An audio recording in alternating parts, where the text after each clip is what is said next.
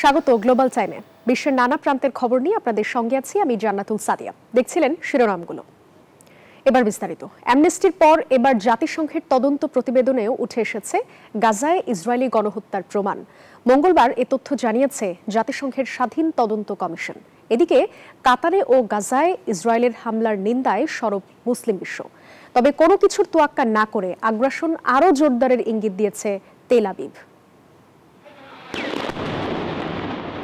ইসরায়েলের হামলায় গাজা এখন ধ্বংসস্তূপ। হামলা হচ্ছে, প্রতিনিয়তই বাড়ছে প্রাণহানি। এ পরিস্থিতিতে জাতিসংঘের তদন্ত বলছে ইসরায়েলের হামলা কেবল যুদ্ধ নয়, এটি পরিকল্পিত গণহত্যা। 2 বছর তদন্তের পর গাজায় গণহত্যার প্রমাণ পাওয়া গেছে বলে জানিয়েছে সংস্থাটির স্বাধীন তদন্ত কমিশন। মঙ্গলবার এ কথা জানান কমিশনের চেয়ারম্যান নাভি পিল্লে। মানবাধিকার সংস্থা অ্যামনেস্টি ইন্টারন্যাশনালের 9 মাসের অনুসন্ধানে উঠে এসেছে একই ভুয়া চিত্র। সেখানে বলা হয় গাজায় ইসরায়েল যা করছে তা একটি জনগোষ্ঠীকে নিশ্চিহ্ন করার নীল নকশা। গাজায় গণহত্যার অভিযোগ এনে আন্তর্জাতিক বিচার আদালতেও মামলা হয়েছে, দায়ের করেছে সাউথ আফ্রিকা।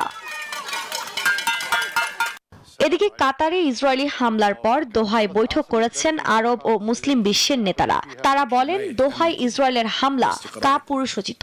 গাজায় গণহত্যার তীব্র নিন্দাও জানান তারা। দোহায় হামলার উদ্দেশ্য ছিল হামাসের শীর্ষ নেতাদের হত্যা করা। বিশ্বজুড়ে এর করার সমালোচনা হলেও এই ধরনের হামলা আরও চালাতে চান ইসরায়েলের প্রধানমন্ত্রী বেনিয়ামিন নেতানিয়াহু। হামাস নেতারা যেখানেই থাকুক না কেন তারা রেহাই পাবে না। সব দেশেরই নিজেদের রক্ষা করার অধিকার রয়েছে। সম্প্রতি গাজা সিটি দখল করতে স্থল অভিযান শুরু করেছে ইসরায়েল। শহরটি থেকে সরে যেতে বলা হয়েছে সব ফিলিস্তিনিকে। আফরিন মৌ, নিউজ 24। ফের ইস্কান্দার মিসাইল সিস্টেম প্রদর্শন করেছে রাশিয়া। বেলারুশের সঙ্গে চলমান যৌথ মহড়ায় সোমবার শক্তিশালী এই ক্ষেপণাস্ত্র ব্যবস্থা প্রদর্শন করে রুশ বাহিনী। গত শুক্রবার থেকে নিজেদের সীমানার মধ্যে যৌথ মহড়া করছে রাশিয়া এবং বেলারুশ। 2 মিত্র দেশের যৌথ এই মহড়ার নাম দেওয়া হয়েছে জাপাত 2025। বেলারুশের সাথে চলমান মহড়ার অংশ হিসেবে ইস্কান্দার মিসাইল সিস্টেম প্রদর্শন করেছে রাশিয়া। বাল্টিক সাগরের কাছে কালিনিনগ্রাদ অঞ্চলে মোতায়েন করা ক্ষেপণাস্ত্র ব্যবস্থাটির একটি ভিডিও প্রকাশ করে রুশ প্রতিরক্ষা মন্ত্রণালয়। এ সময় মিসাইল সিস্টেমটির ইলেকট্রনিক লঞ্চিং পরীক্ষা করা হয়। এর আগে 2022 সালের ডিসেম্বরে বেলারুশে ইস্কান্দার ক্ষেপণাস্ত্র ব্যবস্থা মোতায়েন করে রুশ বাহিনী। রাশিয়া ইউক্রেন যুদ্ধ 11 মাসে পড়ার সময় এই ক্ষেপণাস্ত্র মোতায়েন করে পুতিন সরকার। রাশিয়ার সবচেয়ে আধুনিক ক্ষেপণাস্ত্র ব্যবস্থাগুলোর একটি ইস্কান্দার, যা কমপক্ষে 500 কিলোমিটার দূরের লক্ষ্যবস্তুতে আঘাত আনতে সক্ষম।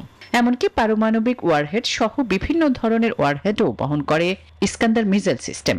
ফলে রাশিয়ার শক্তিশালী এই ক্ষেপণাস্ত্র ব্যবস্থাটি ইউক্রেনের জন্য একটি বড় চ্যালেঞ্জ তৈরি করেছে। আসমাতুলি, নিউজ 24। রাশিয়া ইউক্রেন যুদ্ধ নিয়ে হতাশ মার্কিন প্রেসিডেন্ট ডোনাল্ড ট্রাম্প। জেলেনস্কি পুতিনের মধ্যে অকল্পনীয় ঘৃণাকেই শান্তি চুক্তিতে সবচেয়ে বড় বাধা হিসেবে উল্লেখ করেছেন তিনি। যদিও সংকট সমাধানে কূটনৈতিক পথ খোলা রয়েছে বলেও জানায় ক্রেমলিন। মসনদে বসে মাত্র 24 ঘন্টায় ইউক্রেন রাশিয়া যুদ্ধ থামানোর প্রতিশ্রুতি দিয়েছিলেন মার্কিন প্রেসিডেন্ট ডোনাল্ড ট্রাম্প। তবে পুতিন জেলেনস্কির সঙ্গে আলোচনার টেবিলে বসা থেকে শুরু করে হুমকি ধামকি, কোনো কিছুতেই সমাধান খুঁজে পাননি তিনি। এ অবস্থায় যুদ্ধ নিয়ে হতাশা প্রকাশ করেন মার্কিন প্রেসিডেন্ট।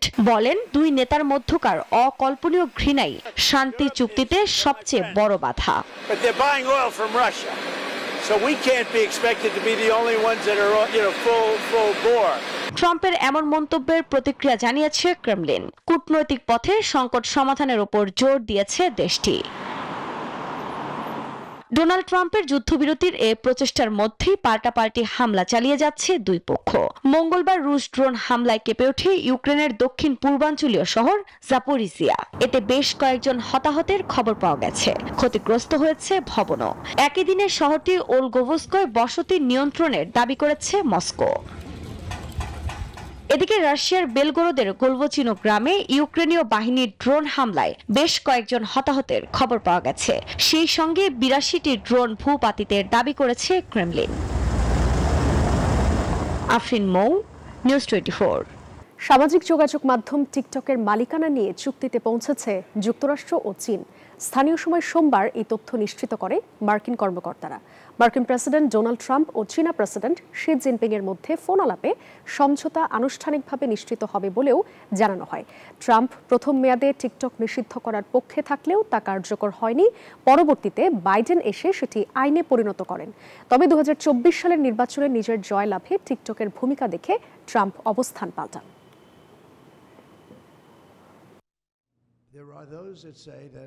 জেনজিদের 2 দিনের বিক্ষোভে নেপালের পর্যটন খাত ভয়াবহ বিপর্যয়ের মুখে পড়েছে। হোটেল ব্যবসায়ীদের মতে পর্যটক আগমন স্বাভাবিকের তুলনায় কমেছে 30%। সেই সঙ্গে হোটেলেও প্রি বুকিং বাতিলের হিড়িক পড়েছে।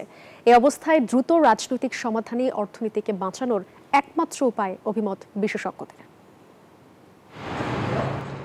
দোকানগুলোতে নেই ক্রেতাদের ভিড়, জনশূন্য সব রেস্তোরাঁ, রাস্তাঘাটও বেশ ফাঁকা। নেপালের রাজধানী কাঠমান্ডুর জনপ্রিয় ধর্মীয় এবং পর্যটন স্থানের দৃশ্য এটি। রাজনৈতিক অস্থিরতা ও বিক্ষোভের পর দেশটির পর্যটন খাতে ব্যাপক ধস নেমেছে। নিরাপত্তার শঙ্কায় নেপাল থেকে মুখ ফিরিয়ে নিয়েছেন পর্যটকরা। হোটেল ব্যবসায়ীদের মতে পর্যটক আগমন স্বাভাবিকের তুলনায় কমেছে 30%। সেই সঙ্গে প্রি বুকিং বাতিলেরও হিড়িক পড়েছে। পর্যটক আগমন প্রায় 30% কমে গেছে। প্রায় 8 থেকে 10% বাতিল হয়েছে প্রি বুকিং। এখন সবকিছুই স্বাভাবিক, তাই আমরা আশা করছি আগমনের সংখ্যাও বাড়বে। এদিকে বিশ্বজুড়ে ট্রাভেল অ্যাডভাইজারিতে নেপালকে ঝুঁকিপূর্ণ গন্তব্য হিসেবে সতর্ক বার্তা দেওয়া হচ্ছে। এ পরিস্থিতি চলতে থাকলে সামনে ভয়াবহ সংকট তৈরি হবে বলে আশঙ্কা ব্যবসায়ীদের। পর্যটন ব্যবসায়ীরা খুব খারাপ সময় পার করছে। কোনো পর্যটন ব্যবসা না থাকলে দেশের অর্থনীতি স্বয়ংক্রিয়ভাবে ভেঙে পড়বে।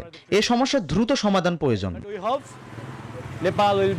নেপালের সরকারি পরিসংখ্যান অনুসারে দেশটিতে বছরে 1.2 মিলিয়ন পর্যটক ভ্রমণ করে। $40 বিলিয়ন জিডিপিতে পর্যটন খাতের অবদান রয়েছে 8%। এ অবস্থায় রাজনৈতিক অস্থিরতা না কমলে আর্থিক ক্ষতির মুখে পড়বে পর্যটন সংশ্লিষ্টরা। এমন প্রেক্ষাপটে দ্রুত রাজনৈতিক সমাধানই অর্থনীতিকে বাঁচানোর একমাত্র উপায় বলে অভিমত বিশেষজ্ঞদের। আফরিন মৌ, নিউজ 24। ভেনেজুয়েলার আরেকটি মাদকবাহী নৌযানে হামলা চালিয়েছে মার্কিন সেনাবাহিনী। এতে নিহত হয়েছেন অন্তত 3 জন।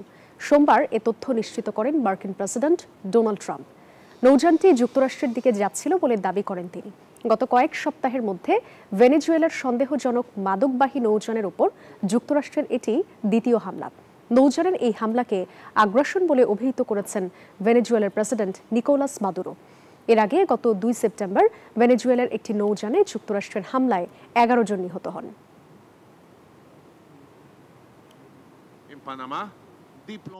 ইলেকট্রিক গাড়ি নির্মাতা প্রতিষ্ঠান টেসলার $1 বিলিয়ন শেয়ার কিনেছেন ইলন মাস্ক।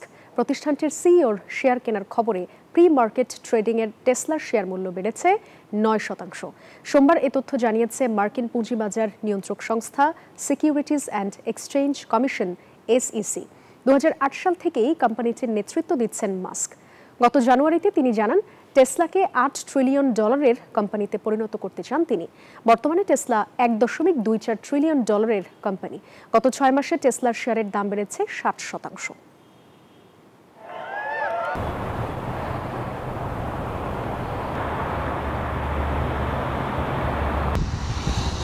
দেশে তো বটেই, সময় ও সুযোগ মিললে বিদেশেও ঢু মারতে চান ভ্রমণ বিলাসীরা। কিন্তু অতিরিক্ত খরচ আর ভিসার ঝক্কি ঝামেলায় ইচ্ছা থাকা সত্ত্বেও অনেকের বিদেশ ভ্রমণ করা হয় না।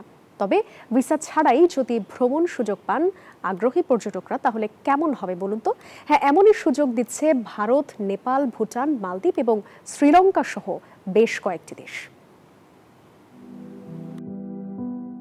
অনিন্দ সুন্দর সৈকতে ভরা দ্বীপরাষ্ট্র মালদ্বীপ। আপনার বাজেট যদি কম হয় এবং নয়নাভিরাম শান্ত সৈকতে ঘেরা দ্বীপের স্পর্শ চান, তাহলে ভিসা ছাড়াই ঘুরে আসতে পারবেন মালদ্বীপের এমন স্বর্গরাজ্য থেকে।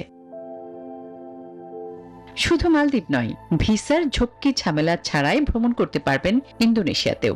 দেশটির বালি সহ অপূর্ব সুন্দর পর্যটন স্পটেও কাটাতে পারবেন আপনার একান্ত অবসর। এমনকি একই সুবিধা নিয়ে ভুটান, নেপাল, শ্রীলঙ্কার ব্রিটিশ ভার্জিনিয়া আইল্যান্ডস, কেপ ভার্থ দ্বীপপুঞ্জ, কমোরোস দ্বীপপুঞ্জ, কেনিয়া ও বলিভিয়ার বিভিন্ন স্থানেও যেতে পারবেন। ভ্রমণ খরচও থাকবে সাধ্যের মধ্যেই। তবে এসব দেশে ঘুরতে আপনাকে নিজের দেশ থেকে ভিসা নিতে হবে না, কারণ দেশগুলোই পর্যটকদের অনারাইভাল ভিসা সুবিধা দিচ্ছে।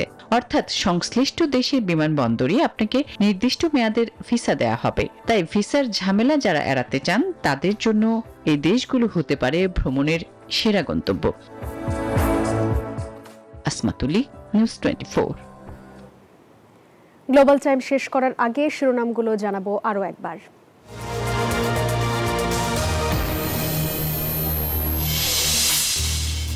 জাতিসংঘের তদন্তেও গাজায় ইসরায়েলি গণহত্যার প্রমাণ, মুসলিম বিশ্বের নিন্দা, আগ্রাসন আরও জোরদারের ইঙ্গিত তেল আবিবের।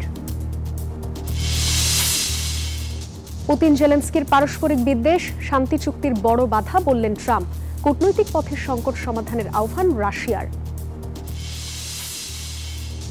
বিপর্যয়ের মুখে নেপালের পর্যটন খাত, বুকিং বাতিলের হিড়িক, রাজনৈতিক অস্থিতিশীলতায় কারণ মত বিশেষজ্ঞদের। এই ছিল গ্লোবাল টাইমের আয়োজনে। তখন সাথে থাকার জন্য ধন্যবাদ সবাইকে।